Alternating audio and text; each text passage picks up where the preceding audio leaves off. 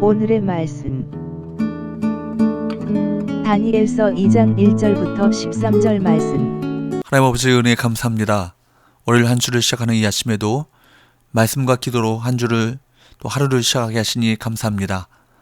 각처에서 주님 앞에 나온 주의 백성들에게 주님의 음성을 들려 주옵소서. 예수님의 이름으로 기도합니다. 아멘. 할렐루야. 성교회 성도 여러분, 오늘 하루도 주님과 동행하시고 하나님의 은혜가 가득한 하루가 되시기를 축원합니다. 오늘 우리에게 주신 하나님의 말씀은 다니엘서 2장 1절에서 13절 말씀입니다. 1장에서 다니엘은 포로로 끌려온 이방 나라에서 뜻을 정하여 왕궁에서 제공하는 포도주나 고기로 말미암아 자신을 더럽히지 아니하기로 결단을 내렸습니다.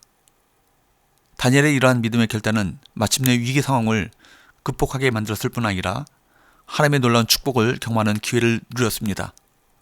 1장에서 다니엘은 어떤 복을 누렸습니까? 먼저 1장 15절 말씀에 보면 다니엘은 금식을 했음에도 불구하고 오히려 더 건강하게 됩니다. 그가 하나님을 신뢰하고 역경에 의연하게 대처했을 때 건강이라는 복이 그에게 임한 것입니다. 그리고 다니엘은 참으로 놀라운 지혜를 하나님께로부터 받게 됩니다.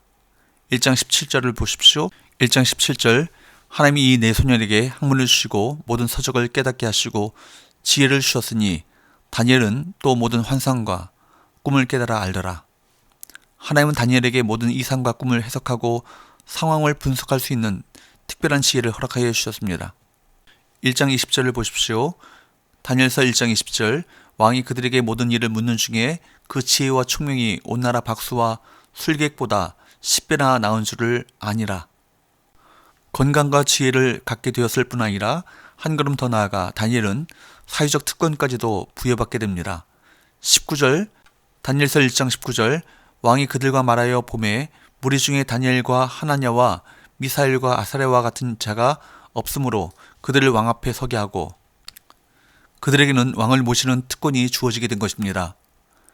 이런 놀라운 축복을 경험한 다니엘에게 또다시 새로운 위기가 찾아들게 됩니다. 그것이 2장에 언급된 내용입니다. 2장의 사건은 느부갓네살 왕이 꿈을 꾸는 것으로 시작됩니다. 느부갓네살의 꿈과 함께 다니엘의 생애에 다시 위기가 찾아옵니다. 1절을 보십시오. 2장 1절 느부갓네살이 다스린 지 2년이 되는 해에 느부갓네살이 꿈을 꾸고 그로 말미암아 마음이 번민하여 잠을 이루지 못한지라. 잠을 이룰 수 없을 정도로 아주 고통스러운 꿈이었다고 한다면 아마도 단순한 악몽이 아니라 그 이상의 결코 잊을 수 없는 꿈이었을 것입니다. 3절에도 번민이라는 단어가 한 번 언급되어 있습니다. 느부갓네살은 꿈 때문에 번민하고 그리하여 마침내 그날의 모든 박수와 술객과 점쟁이와 갈대아 술사들을 부릅니다. 그런데 왕이 그들에게 요구한 것은 꿈의 해석뿐 아니라 자기가 꾼 꿈의 내용이 무엇이었느냐 하는 것까지였습니다. 이것이 묘합니다. 꿈의 내용을 왕이 이야기하면 대충 해석만 둘러치면 되는데 꿈 내용까지도 알아내달라고 하니까 박수와 술객들은 당연히 고민에 빠질 수밖에 없게 된 것입니다. 2장 5절과 6절을 보십시오. 5절 6절 왕이 갈대인들에게 대답하여 이르되 내가 명령을 내렸나니 너희가 만일 꿈과 그 해석을 내게 알게 하지 아니하면 너희 몸을 죽일 것이며 너희의 집을 거름더미로 만들 것이요 너희가 만일 꿈과 그 해석을 보이면 너희가 선물과 상과 큰 영광을 내게서 얻으리라. 그런즉 꿈과 그 해석을 내게 보이라 하니. 느부갓네살 왕은 박수와 술객들에게 말하기를 꿈과 해석을 알리지 않으면 삼족을 멸하겠다 위협하고 꿈과 해석을 모두 알리면 큰 보상을 주겠다고 합니다. 느부갓네살이 꾼 꿈에는 일상적인 꿈 이상의 의미, 즉 마침내 이 꿈을 통해서 다니엘을 역사의 무대에 등장시키기 위한 하나님의 주권적인 섭리가 그 배후에 있었다는 사실을 생각하고 본문을 읽어야 합니다. 그런데도 불구하고 한심하게 대답하는 바벨론의 박수와 수익객들의 말을 한번 들어보십시오.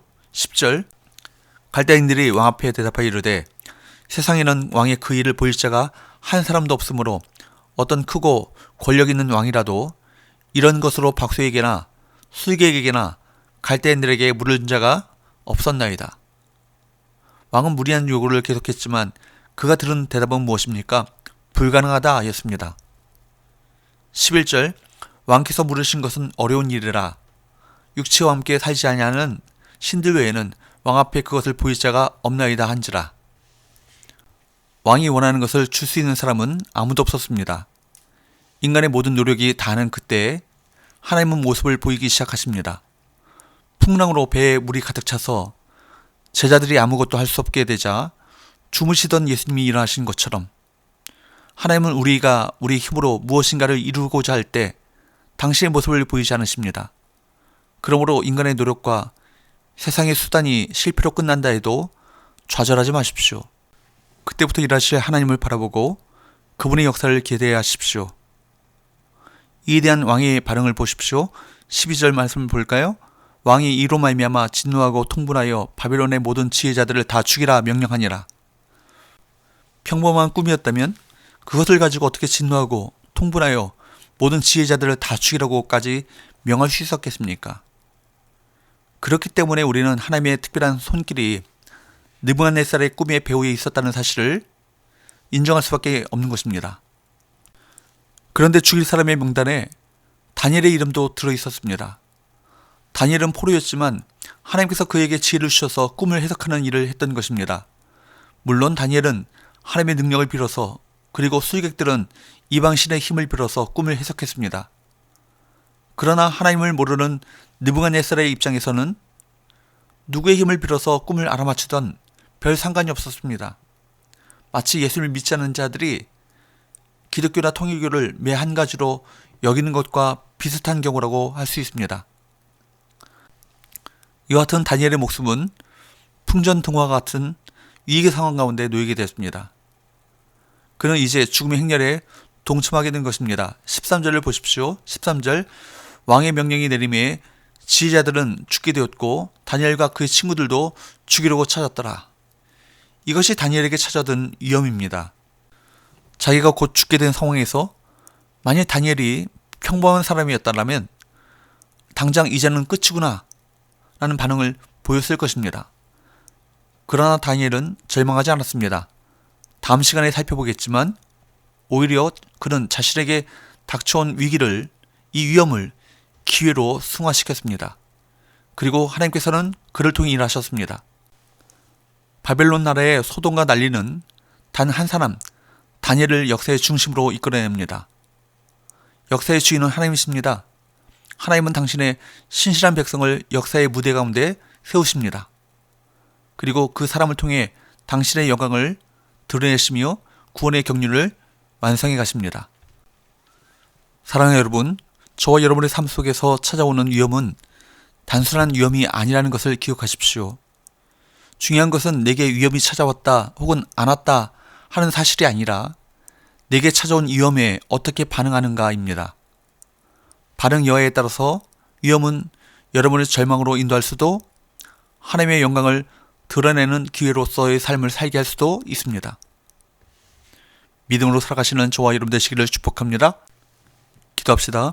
하나님 아버지, 다니엘이 자신에게 찾아온 위험을 통해 오히려 주님을 신뢰하고 증거할 수 있는 기회로 삼았던 것처럼 오늘도 우리의 삶 속에 다가올 수 있는, 그리고 지금 내가 씨름하고 있는 위기를 단순한 위기로 여기지 않게 하시고 이것을 주의 영광을 선포할 수 있는 기회로 선용할 수 있는 믿음을 허락하여 주옵소서. 예수님의 이름으로 기도합나이다. 아멘.